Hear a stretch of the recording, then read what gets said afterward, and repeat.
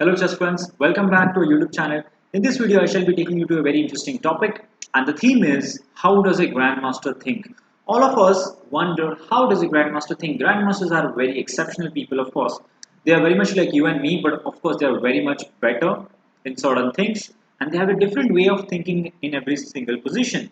Of course it's not just about calculation, they are not just calculating machine, they can calculate a lot of moves but that is not what makes them really strong. There is something else that makes them strong. What is it? Basically, they have a set of questions that they ask themselves, and these are very useful questions. And combined with that, they also have an excellent calculating ability. And using all of these features, what makes them different. So in this video, I shall be taking you through three great examples from the chess history. All of these are played by famous players. So the first one, this is a position by Boris Spassky. Spassky was white against Donner in 1970. He's white over here. And here is a very interesting point.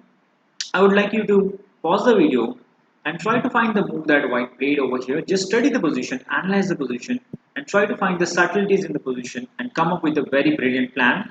And this will take us into a little bit of detail of how a grandmaster thinks in a particular position. So, pause the video and try to find the move for white.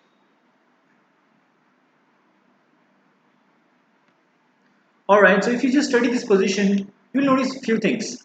First of all, we have a bind on the position. Studying the pawn structure is the basic of how you evaluate a position. Always study the pawn structure. Pawns are the soul of chess, right? They are the soil. That's what Anatoly Karpov said. They are like the soil, and the rest everything is just plants and the trees. But this is the fertile soil.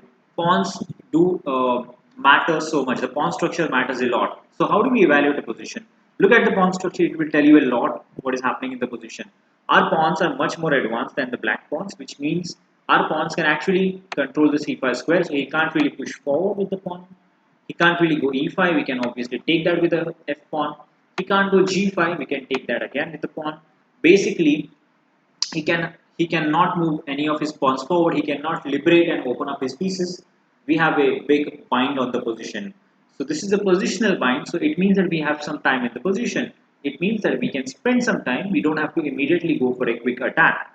That means white has a time to find a very interesting plan. So Boris Spassky finds a very interesting plan and it is based on a very interesting concept. So this is the concept I'm talking about.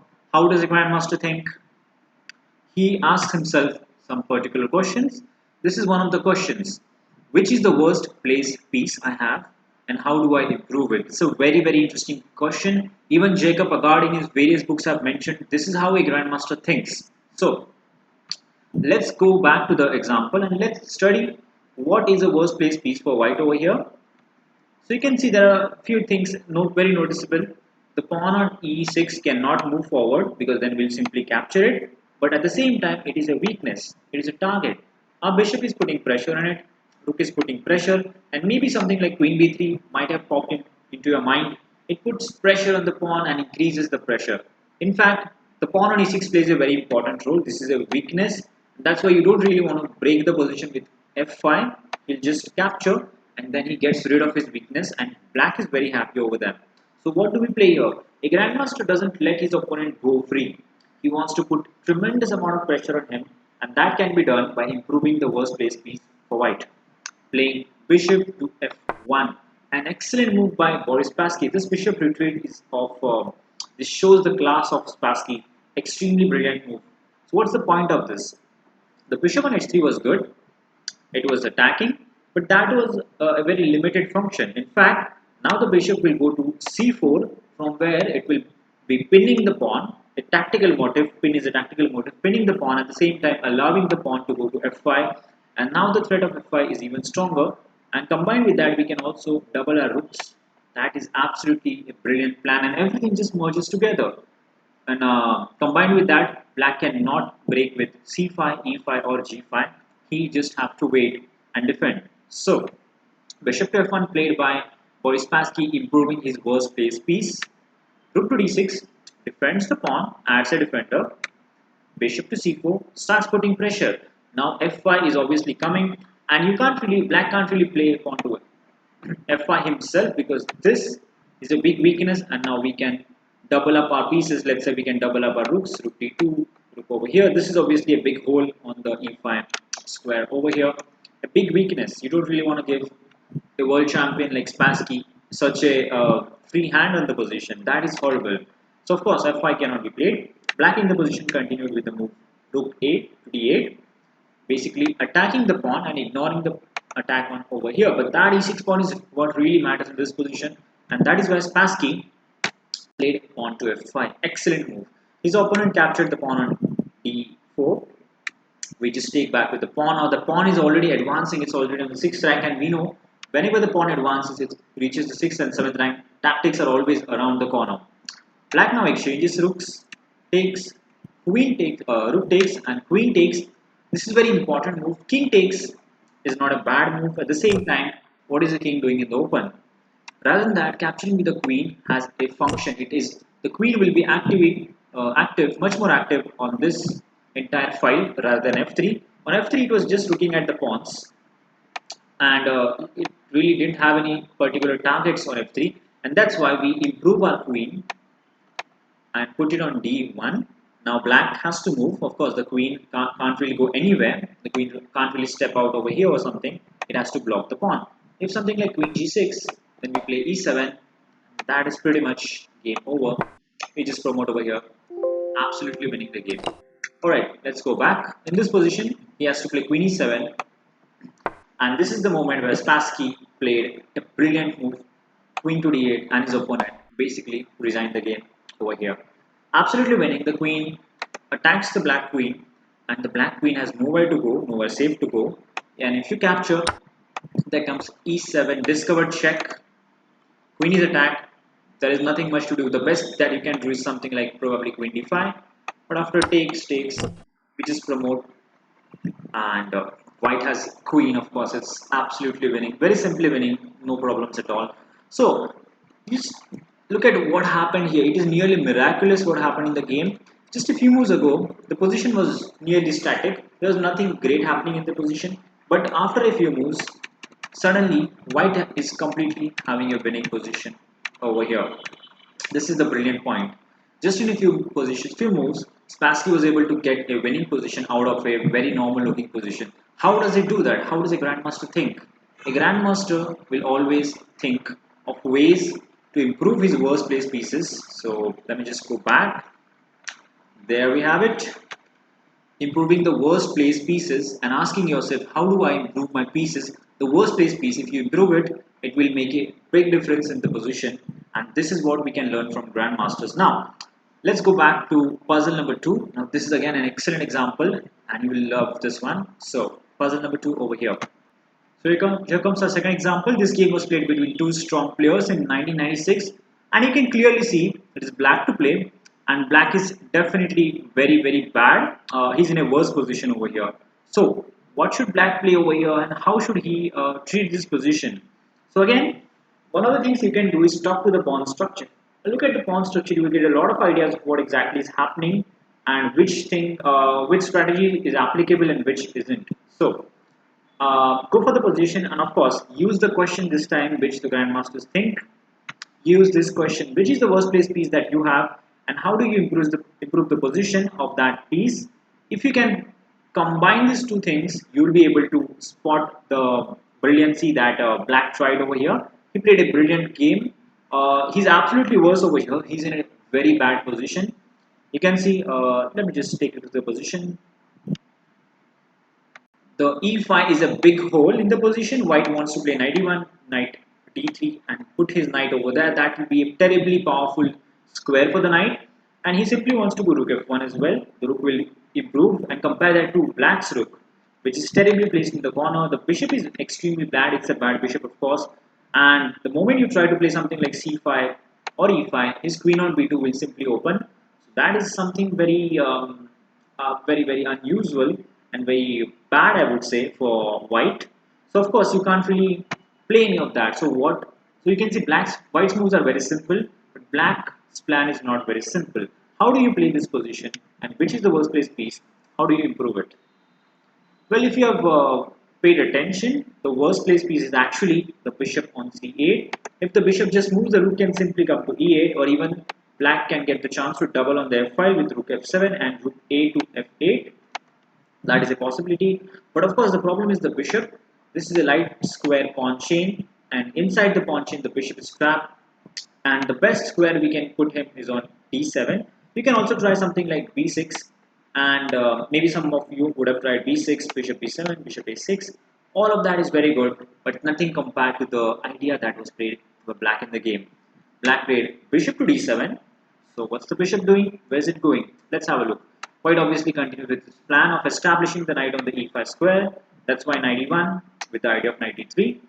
Now comes bishop to e8. Now you get an idea of what the bishop is trying to do. Knight comes to d3.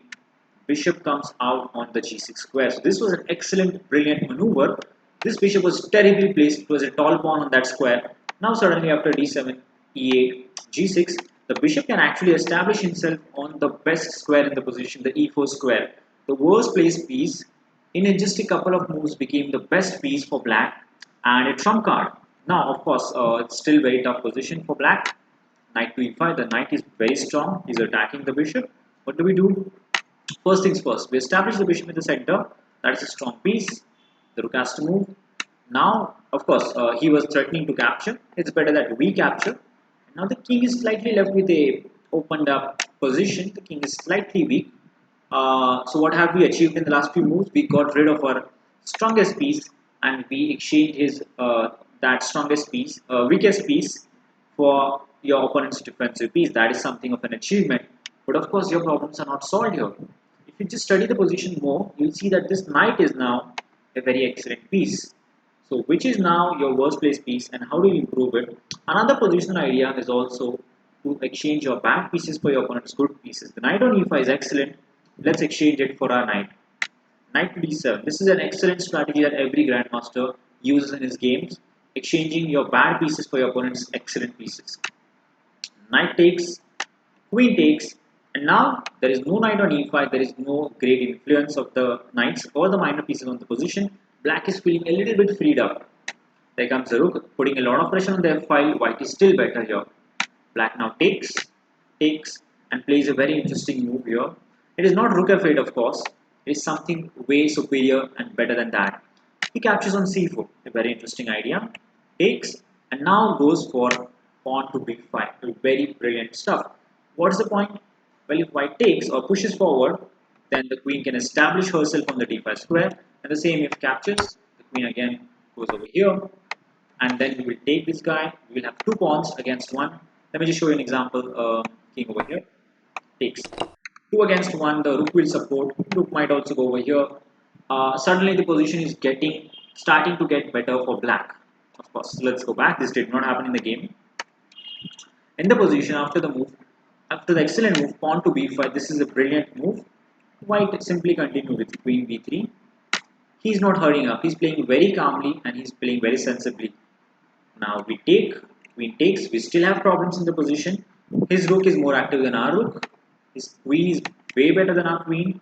And we have two bad pawns, two weak pawns, isolated ones. How do we play here? You exchange your bad pieces for your opponent's best pieces. Queen to d5. Now the queen exchange is forced. Takes. We have a perfectly symmetrical pawn structure. 2 against 2, 1 against 1, and 2 against 2 over here. And the game was easily drawn by black. So we went on from a puzzle which was extremely, from a position which was extremely bad for black to a position which is very simply drawing. You just have to get your rook over here, and get over here. Just exchange the rooks, and this is totally fine for you. Very simple strategy. So remember a few things: exchanging your worst placed piece for the opponent's best piece, and at the same time finding out which is your worst placed piece and getting it to active squares, finding some green pastures for it. So in this game, if you just look at how things went, the best moment was when the worst placed piece, the bishop on c8, was able to find sunlight on the beautiful e4 square. This is how a grandmaster thinks. This is how a grandmaster will always see the position. Which is my worst placed piece and how do I improve it? And that tremendously changes the evaluation of the position.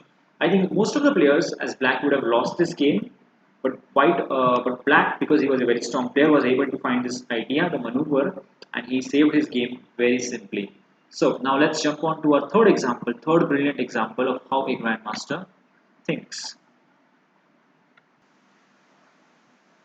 So here comes our third example, a very interesting one. It is black to play, and you can observe, if you just observe the position, you will find out which is the worst placed piece that you have. It's very simple to guess. It's a tall pawn sitting on the d7 square. The bishop on d7 is pathetic. It's horrible, whatever you can call it. It's a piece which has less scope, and the best you can try maybe is to exchange it with knight a7.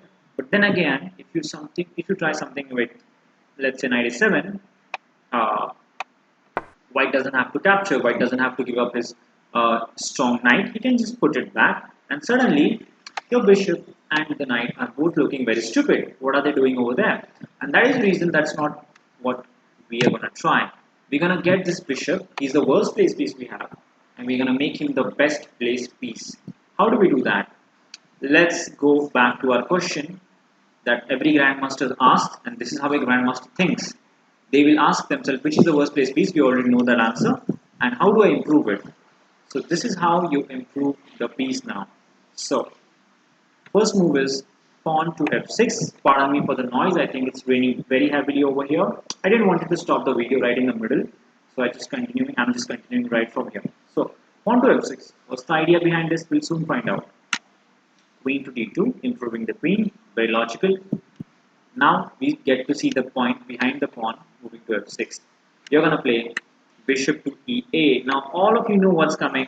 The bishop is going to go here and sit on the beautiful, wonderful square on on the e4 square. That is the best square for the bishop. At least if he gets exchanged over there, that is way better than staying on d7 inactive for the whole game. So this is what we have achieved already.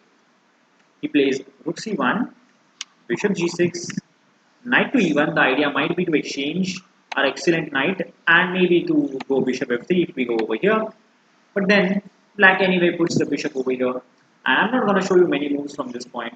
I think this is more than enough for you. This is a big change in black's position from this position over here to this position. Is an absolute miracle, and this is how a grandmaster thinks. This is how they can very swiftly change the evaluation of a position. They can make it better for them. This is what is one of the lessons that you can, obviously there are more lessons that we can learn from grandmasters, and I'll be covering how a grandmaster thinks in more detail in the next video as well, in part 2. So do stay tuned for that, and this is a very important lesson. And again, if you want to check out more on this, you should just check out Jacob Agard's book. He has wrote extensively on this topic of improving the worst place piece and basically finding ways to improve your position. That is one of the key factors in improving your chess. So until next time, see you guys.